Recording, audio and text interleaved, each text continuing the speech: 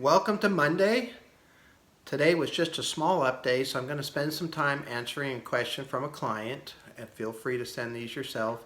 Wants to know what we're going to do to the portfolios if there's a big downturn from here.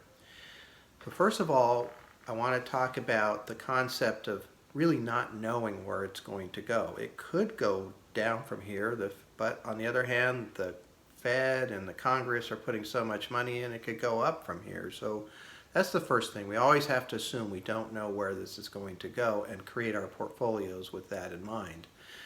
Now, I use a baseball analogy where, the batter gets up and he tends to hit it towards right field. We might shift a little bit towards right field. We're not going to move everybody over, but we're going to shift. So we have shifted towards the down market potential.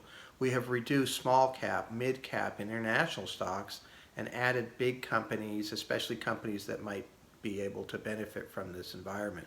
We've reduced corporate bonds and international bonds, and we've added short-term and long-term treasury. So we've made those adjustments already, and that's why our portfolios, if you look closely, have all done better than the market during these down days that we have had. So the next adjustments will still be the same type of things. We're going to add more long-term treasury, getting rid of more of the international corporate bonds and really add some more long-term treasury. They tend to go up when the market goes down, not every time, but mostly. And then in the stock side, we'll continue to take a look at what is available that is holding up and move in that direction.